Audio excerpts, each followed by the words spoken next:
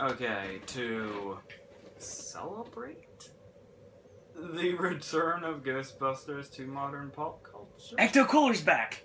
Yeah! That's the reason we're doing this. I have decided to do this versus that I have never done before in my life. Where we're basically putting together two supernatural comedies that now have basically reached an iconic status and were from the 80s. Universal Studios attractions, too. Mm-hmm. And because when Beetlejuice came out, apparently there were some comparisons. I don't particularly see it too much, but there were comparisons to when Beetlejuice came out, people were comparing it to Ghostbusters. But yeah, they're supernatural comedies from the 80s. That's what they are. They, like I said, have basically reached an iconic status. And Universal. And we are going to start with Ghostbusters. Which is very interesting when you think about it. You see it in a totally different way now because there are some things that, not to mock anybody, people are going to believe what they believe and be who they are, and that is great. And that those people might be comedy geniuses sometimes. I think you know what I'm getting at. You kind of look at this movie in a totally different way when you realize that obviously Dan Aykroyd basically had the concept and he and Harold Ramis wrote the script. And for a while there, we kind of felt like Dan Aykroyd had made this big, awesome, great, hilarious ghost movie. And that was the end of it. Until you realize that Dan Aykroyd takes this stuff very, very seriously. Oh, yeah. This is very much the whole paranormal thing and the UFO thing are all major passions of Dan Aykroyd, and he fully believes in all of this stuff. So he even said, I think, in an interview not that long ago, that he tells his children that all this stuff is real so that they will know when they go into the real world. It's something that people will debate, of course. Whether that's the right angle or not, but he feels very, very passionately about it, and that's where this movie stems from. It's the product of the movie. It just happens to be a really, really funny comedy that's kind of this horror, to an extent, action eventually. Once the climax, reaches its, big points. And you can tell also in the writing because of the very, very scientific dialogue. Like he speaks about it as if it's like real scientific facts. This stuff that we're dealing with, and like their instruments and all the other stuff they use. The proton packs. There's a whole bunch of scientific words for how they work and what they are, and just all of that.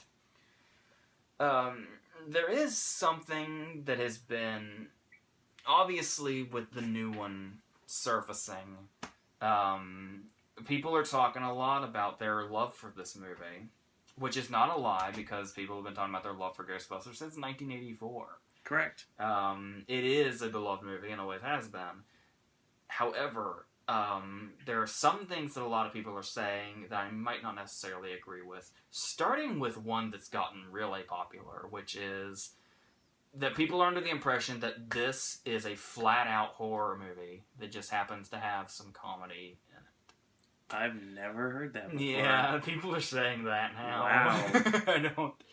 I cannot say that I agree with that. This movie is a flat-out comedy with ghosts in it. Now, there are some creepy elements to it. Right. The score is very creepy a lot of the time. Especially when we're just kind of moving around in hallways, or we're kind of anticipating seeing something, or any scene set at the library. It's very eerie. It's an awesome soundtrack, for sure. But then, at the same time, there's kind of always something funny. There's not always something scary to go with the funny, but there's always something funny to go with the scary. Like, immediately, when we actually see the ghost in the library, it's the first time we're getting a glimpse of anything in the movie. Like a real glimpse. And it's, it's a 1980s effect, obviously, but it's, it's creepy. It's certainly creepy.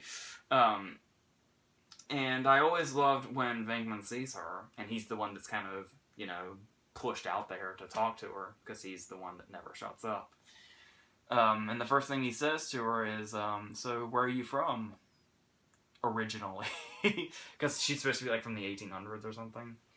Um, and so there's always little things in there like that. Like I was talking about in the review for the new movie about the way Venkman's lines are always... He's not just, saying funny things to say funny things, even though we know a lot of Bill Murray's dialogue and most of his movies comes from him improving.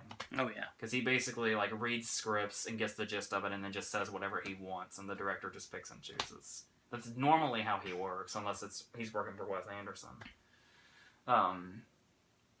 But every time he does something like that, it's usually within him reacting to this world that he's not really as into as, say, Ray or Egon. He's kind of on the outside looking in and doesn't really see it in the way they do, or doesn't have the passion for it the way they do. And he's lacking belief, too, at the beginning there. Like, obviously he finds it almost immediately because of the ghost in general, but for, a split second there at the beginning, Venkman's like a skeptic. So, so if the movie didn't have to progress, they probably could have gone on that a little more.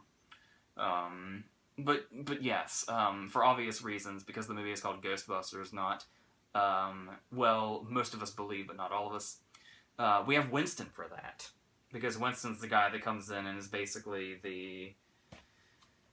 he's the guy that kind of doesn't believe, he just kind of wants to get paid and just kind of live his life, and he just sees it as a job, but he doesn't really think there's going to, they're not really going to have to actually go out and do that stuff, once again, until he's face to face with it, then he starts to realize.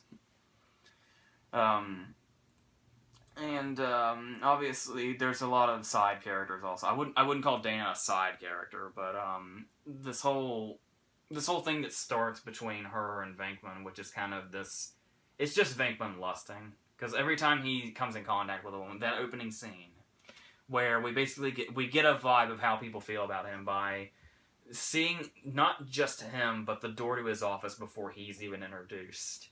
Where it's got their names on it, and we know it's his office, and somebody has written Venkman burn in hell across it. It's like that, just in that one glimpse before we even see him, we know how most of the rest of the world feels about him. And how this kind of romance between it's Venkman being Venkman, but after a while we're basically supposed to buy that it's a legitimate romance. Like, he actually does feel for Dana more in a way than he does with all the other women he can just pick up naturally, because he's got that Bill Murray charm. But it actually ends up becoming a very crucial plot point because of how fixated he comes about saving her, especially when she's possessed or turns into a dog, or for instance. So that's handled quite well. And obviously Sigourney Weaver is really good too. She has to do Scared, she has to do Putting Up with Venkman's Bullshit, and she has to do Possessed. 3 totally different things that she makes work really well. This was kind of before she had a really giant surge there in the late 80s, because this was only 5 years after Alien, and she was kind of, in the mix, but it wasn't until the second one came out where she was the Sigourney Weaver we know now, which is a really big deal. Unless something totally slipped my mind, but I don't think so. And of course, we have Ray and Egon, who are, where did we start with them? We pretty much already went into Aykroyd, because basically the way Ray sees all this is, I think there's a reason he wrote Ray to play for himself. Yeah, I can see that. And when we go to Egon, with him being the co-writer, I've never really looked into it, if Harold Ramis ever said anything about what he believes in regards to this stuff. What he believed in regards to this stuff, I apologize. I was always a big Egon fan. Yeah, he's, Egon's one of those ones where, the other guys can kind of be outright funny, like Venkman has his one-liners, Ray has a lot of physical gags, like the pole and the bed scene and all that stuff. Egon just kind of gets stuff from here and there, and it's all in Ramis's deliveries. Your mother is one of my favorites. And there's like the scene in the elevator when he turns on the Proton back and then he backs into the corner. Um, there's another one of my favorite bits is whatever you do, don't look at the trap. I looked at the trap, right? Just immediately, that's the first thing he does. So that's the thing too, is these are all kind of different personalities. When you look at it, and when you kind of look at the way casting is, like when you think about, who would you cast in a remake, or who does who represent in the new movie, sometimes Ray and Egon kind of merge a little bit when you're just thinking about their character types. But when you actually see the movie, all 4 Ghostbusters we're dealing with are certainly their own individual character and all do their own thing in their own way. Which I think really, really makes the chemistry work, because they're all kind of... Yeah, there's always this thing where it's... there's always one that kind of contradicts the other throughout the... Like, one will say one, and then later on we get one saying or doing something that just totally contradicts what the other said, and there's always this juggling back and forth with that kind of stuff that I thought really also made their characters work well. And on more side characters, we have obviously Annie Potts as the receptionist, who... she wasn't really too big at the time, if I remember. I don't remember when her show was lining up with this. But 6 years prior to this, she, like, one of her first movies, if not her first movie, was Corvette Summer. Yes. Where she was this very... she was known for being attractive and desirable and stuff like that. Which she really... she has a departure from that here. Where she's still... I mean, she's Annie Potts. There's always going to be, something. 70s and 80s Annie Potts, definitely. But there's still a departure with the way she's portrayed and how she portrays this character. And as I was saying before, has a lot of funny delivery herself. There's also Louis Tully, who is Rick Moranis. Yes. Who has a crush on Dana, which... If he wasn't so lovable, and of course that lovability mainly comes from the fact that he's played by Rick Moranis. Like, hardly anybody could pull that off better. And it's great that we have Rick Moranis, because in anybody else's hand, it was supposed to be John Candy. I'm reading that right now. Some of this castings are very interesting. And the great thing that Moranis was able to do here, he does a lot of great things there, he's hilarious, but what I think he really pulled off well here is... Louis is totally creepy. But we never really see him that way. We always just kind of see him as that lovable loser guy that's always getting locked out of his apartment and only invites his clients over because he doesn't necessarily have a long friends list or anything like that. He says why he invited the clients, but we know that's probably most of the people that he comes in contact with. But the way he is always by his door when Dana is walking through the hallway. Like, there are scenes in this movie we don't see where Louis is just waiting by his door listening for Dana to come home.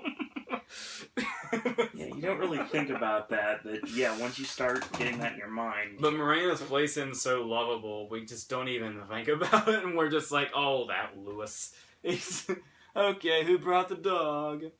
I love the little graduation picture we can see of him in the background too. It just adds to his innocence. And he's like one of those guys where, like, say he's lurking by the door waiting for Dana to come home. He doesn't know he's being creepy. He's totally oblivious. Of course. Because he's oblivious to everything. And that's why we like that character. And of course, William Atherton, professional asshole. Yes, absolutely. Who would go on to basically play this part 4 years later in Die Hard. So it's, giving us some of the more famous lines in the movie. And it also adds a really good aspect to the plot, where the EPA gets involved. Because it's not just adding the scientific facts that Aykroyd did, but the way he set up how this would play out in real life, I think really kind of adds to the appeal of it. And it's like, obviously this is a really outlandish setup, unless you're talking to Dan Aykroyd. But it's so set in this reality, where the EPA would totally get involved with this and say, well, you clearly cannot do this. This is a hazard, and we're going to do this regardless of what it does. We're not even going to listen to you. We're just going to shut your shit down. I think that's another thing that really, really adds to it. It also kind of comes from the local commercial I always really liked. Where anytime you're watching TV, chances are you'll come across some really, really shitty, cheap commercial that some car dealer in your town made. And they made one of those, and they recreate that kind of thing so well. Like when Egon looks down at his mark and just speaks like he's speaking directly from a script. Oh, it's great. It's one of those golden Egon things. It's so robotic too. I love that delivery. And then as far as effects are concerned, like I was talking about at the library, for being an 80s movie, they hold up pretty well. You can tell they're effects from the 80s, and they weren't perfected, but still within the confines of the movie, they look pretty good. Except for the dog, obviously. The dog creature jumping out of Lewis's closet and then running out of it. Yeah, that looks incredibly fake. But everything else looks pretty good, all things considered. Especially with how elaborate effects have been getting. And that this was 1984, that's pretty good. And there are some people trying to dismiss it to where it's a little more over the top than we remember it being. These are the people that are trying to combat the people that think it's a masterpiece and are going insane and think it's more horror than comedy. They talk about how wacky it is and how over the top it is. When she screams, "We got one," and then they kind of bumble their way around the firehouse and then go there with their siren blaring and all that. But the funny thing about that is we forget that her line right before she hangs up the phone, before all that shit goes down, is, "Don't worry, they'll be discreet." So that's kind of the whole point of that scene, is that it's really over the top and wacky and all that shit. And of course, the very first thing that happens when they get to the hotel is Venkman busts the door in and says, "Okay, where's the ghost?" And he just screams it in the lobby full of people. "Anybody see a ghost?" is his line. And I always like that it gets bigger and bigger as it goes. The threats get bigger and just all that stuff. Because it starts off, basically it's haunted house stuff. The books float and the card catalog goes flying and stuff like that. And then eventually the dogs appear and the Zool thing and the refrigerator. And then it gets to the point to where the apocalypse is coming and the streets are breaking apart. And Mr. Stay Puft is this gigantic, antagonist, if you will. A smiling sailor marshmallow antagonist. And it's just all great. And the situations just progressively get worse and worse for them. Because it starts with, obviously they get, the ghosts are becoming more and more apparent, and then eventually it gets to the point where there's that really kind of, that scene, when I was a kid, that scene always creeped me out, with Winston and Ray in the car, and they're talking about how, maybe there's so many ghosts because the end of the world's coming. Because that's basically what we've been reading about. And then, Peck unleashes the ghosts, and we're like, oh, that's a huge problem. That could be our climax right here. But no, it continues, and this is actually a sign of the apocalypse, and Gozer, and all this stuff. The Gatekeeper and the Keymaster, just all of this stuff. And it all works so well. And it also looks really good, too. You'll note, I don't know if, how many people remember seeing it this way, but this movie looks much better in the widescreen format. Because I always thought it was, when I saw this movie on video a billion times growing up, you'll notice it was the normal version. And there was a lot of panning in that. Right. Where in a widescreen shot, it doesn't move. Just everybody's in the shot. And you kind of take that for granted once you realize you've been watching this version where every time another character speaks, the camera has to pan over. So it's always, after seeing that video for so many times throughout life, seeing it in widescreen is always so glorious to me, because it just feels so, just everything is there in the shot, and it looks really nice. Having said all that, I would say that I never loved it as much as I've always heard. Like I know, I grew up with it. I can quote it from beginning to end. I've seen it. I really don't know how many times, but I was never really, really in love with it. Like when people say Ghostbusters was my childhood and stuff like that, I can't really like. I watched Ghostbusters a lot in my childhood, but I can't really say anything beyond that. And I think it's really good and really funny. Maybe not even the best comedy of 1984. But I do really, really like it. Everybody suddenly hates me now. This is over. I'm just confused. What do you consider the best comedy of 1984? Beverly Cop. That's tough. It's so good. This and Gremlins came out in theaters on the same day of the same year. Correct. We talked about that during the verses we did in my basement. Yeah. So, I really, really appreciate Ghostbusters for the classic it is. And there is no doubt about it that it's a classic and beloved and all that stuff. But I really, really like it a lot. But I never really fell in love with it, regardless of how many times I saw it. So, like, for me, it really just came from not just, realizing a greatness or a masterpiece quality of it. Just because of how entertaining it is why I watched it so many times and why I still have seen it so many times. So, yeah. And going on that, we'll touch on Beetlejuice real quick, which starts off immediately. We were talking about the score in Ghostbusters. The score is the very first thing we notice in Beetlejuice, because we get one of those nice, classic Tim Burton opening credit scenes where we're panning over the model that Adam has built of the town, that I think we're supposed to mistake for the town, if it's a first-time viewing. And this Elfman score, it's probably... Danny Elfman has a lot of great scores in his career. As we all know, that's just a given fact.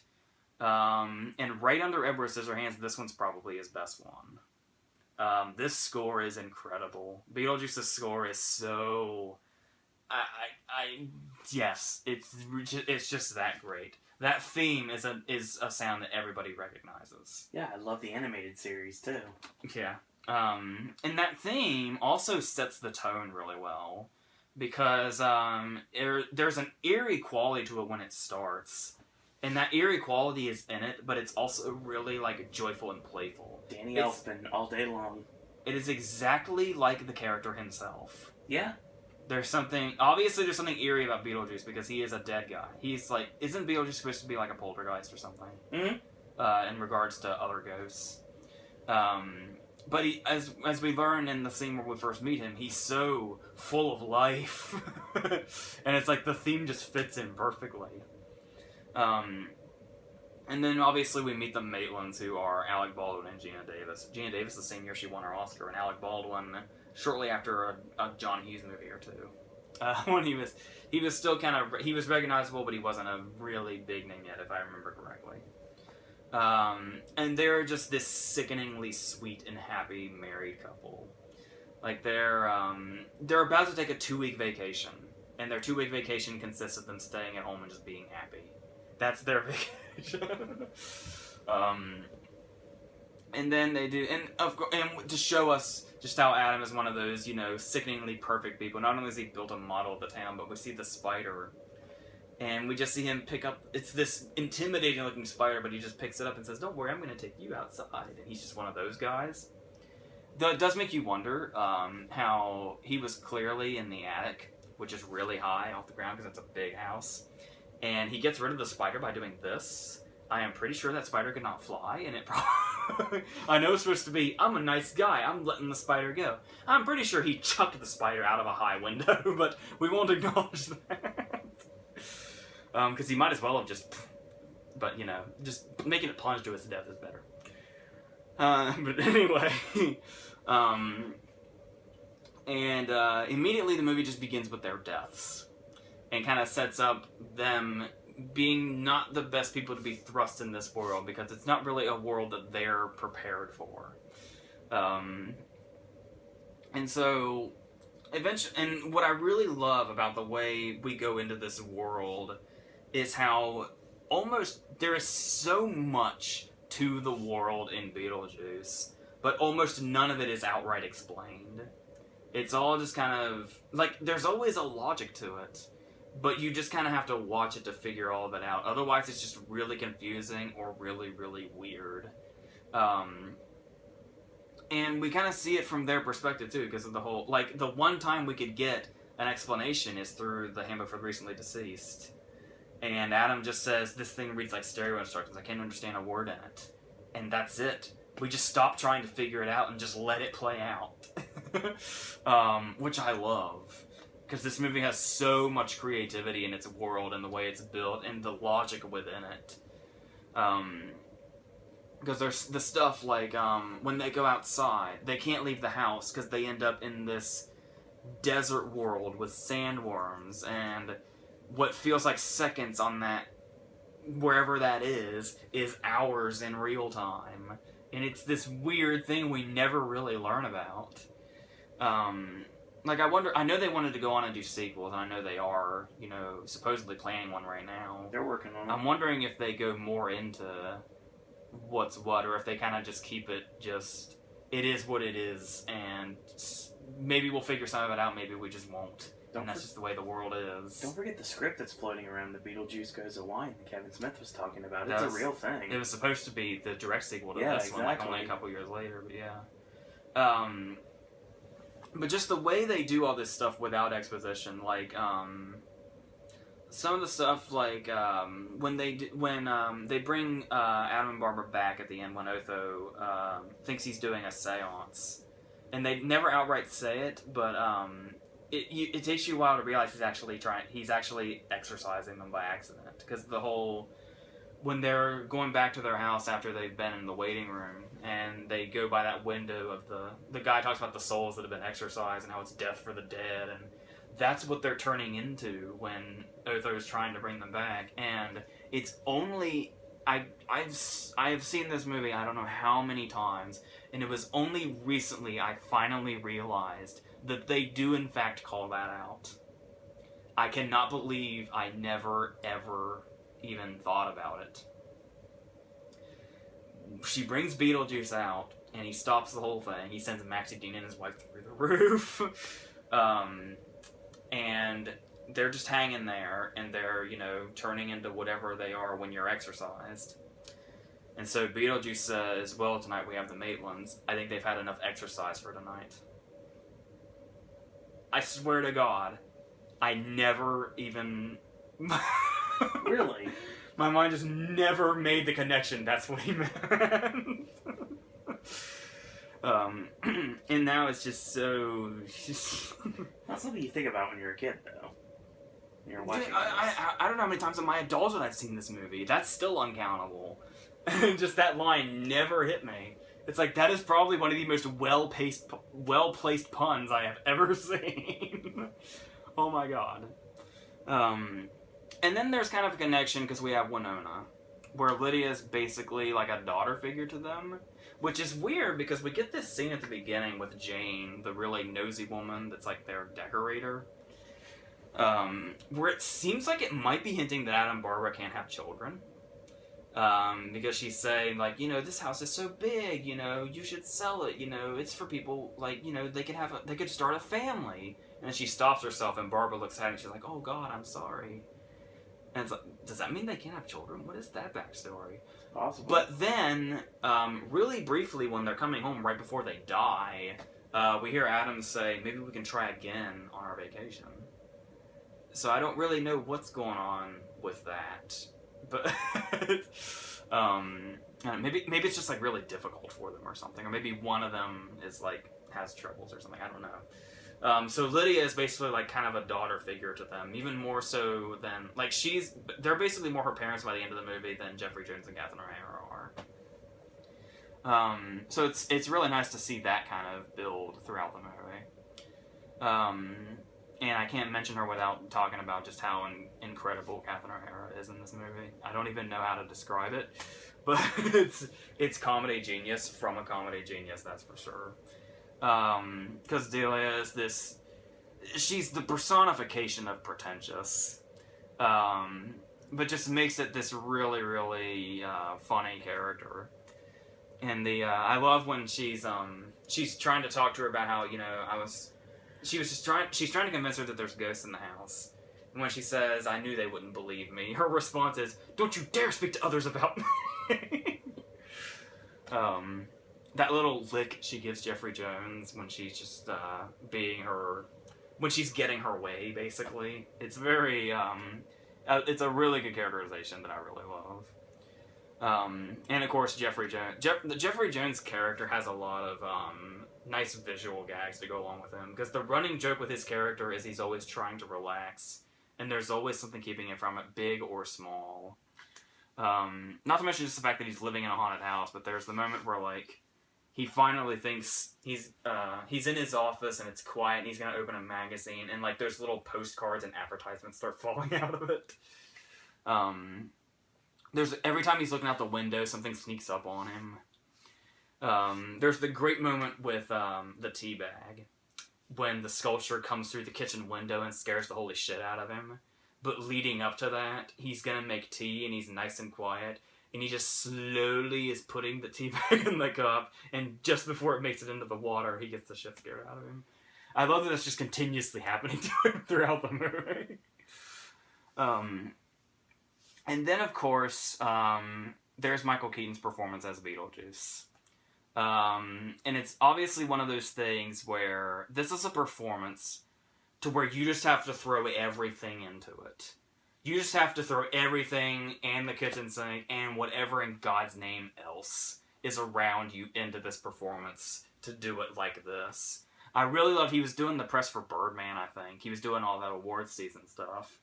And he was talking about how sometimes he's been caught in embarrassing situations, because even today, like even nowadays, even before the sequel was kind of really in the works, just occasionally, he would, if he thought he was home alone, he would just go into Beetlejuice just to see if he still had it. Just in an empty room in his house. And he would just turn into Beetlejuice and just work it. I just love that, because this is one of those things where, and that's, what really makes you think is, the character is so in line with him, and he is so in line with the character, and just really threw himself into it in a way not many actors have thrown themselves into any character. How entirely different would this character be if he was played by another actor? Like, I can't even begin to imagine. Yeah. I don't think it would be this character. I think it would be something totally different. Probably something darker, too, depending on who the actor is, or something dumber, depending on how the actor is. But Keaton just found there's just no other person this character can be. There's just no way. And I know there's the animated show, and whoever's doing his voice work, and I love the animated show. I know the theme park version of him, sure, but yes, I mean, for real, there's no other person that can do this character. And what I really like also, for a little while, I feel like they kind of dropped the ball a little bit, but it's still fine, because it's still him being him, but I kind of liked that thing for a while there where they were hiding his identity. Because you have the first time we see him, when he's reading the paper and he's looking at the Maitlands, well, I gotta find a job. They're really hiding him, like we only see his arm and hear his voice, and that's all we've got to go on. And then there's the Zagnut scene when he lures the fly in, and it's just his arm holding the giant candy bar. And it seems like that's building up to his giant introduction, the first time we really lay eyes on him being when he flies out of the grave, when Adam and Barbara are in the model. But that's kind of taken by the commercial. I feel like I like the commercial scene, because we're really getting Beetlejuice in his natural habitat, and we learn exactly what he's doing. But it just seems like it kind of killed the reveal, this really big, mysterious reveal that it could have been. That always kind of bothered me, but not necessarily too much. So overall, it's just really everything that went into this movie. The ideas, the execution, the production design, the Oscar-winning makeup. Just the way everything's handled, just not really, really straightforward. It's all, the world's got a logic to it, but they kind of go about it in a way that's really, you really have to be watching to get everything. Like I said, last time I watched this movie, I got they've had enough exercise for tonight thing. There's still stuff in there in 26 years that I'm catching. And there's just so much detail and everything. And there's the whole, if you commit suicide, you become a civil servant in the afterlife. Which Otho says very quickly in passing, but already, long before he says that line, we've seen the stuff in the waiting room where, like, the receptionist has slit her wrists, and the people who are passing out papers in the back office room are people hanging by nooses. And it's all in there already in our minds, how they just kind of slipped it all in there. It's just a really, really well put together. It's such an original, this movie is. And it's really fantastic. I don't know the last time we saw a movie like this in all of its glory like this, where it just felt like something truly and wholly original. With just so many creative ideas and things going on. I really, really love this movie so much. Between the two, I do prefer it. But I mean, I know Ghostbusters has its fans for good reason, and it's a classic and iconic and all that great stuff. But I feel like Beetlejuice is just a whole... I just love everything about Beetlejuice. That's just that scene itself when they first meet him in the model, and he's just going and going, and it's after a while he's not even making sense where he is, because it starts with he's just talking about them, you know, you want to get somebody to your house, I want to get somebody out of your house, and oh look, they've been to Saturn. Whoa, sandworms, and then his head starts spinning. It doesn't even have to make sense. That's just this character, and it's so... That scene is just is one of the great character introductions in movie history. It is fantastic. And it's got the nice fucking model line I really love. The PG use of fuck. It's great. It's so 80s. So yeah, I prefer Beetlejuice, but they're both 80s icons for good reason.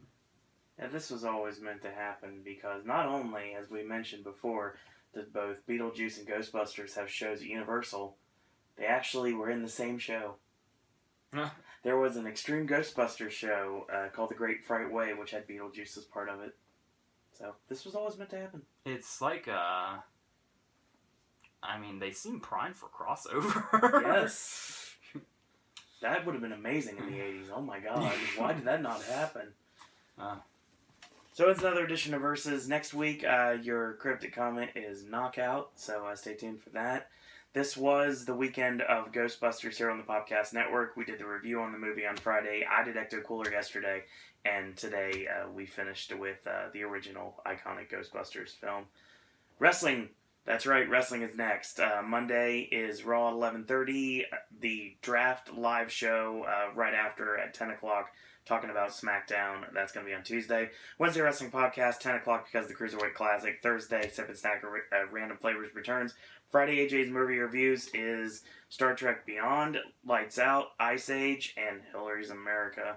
Saturday, Sip and Snack, and Sunday is Versus. So, great stuff here on the Podcast Network. Zazzle, Facebook, Twitter, all Podcast Network. Check them out if you'd like. That's all we got for today. Thank you guys for enjoying Ghostbusters Weekend here on the Podcast Network. And AJ, any parting words?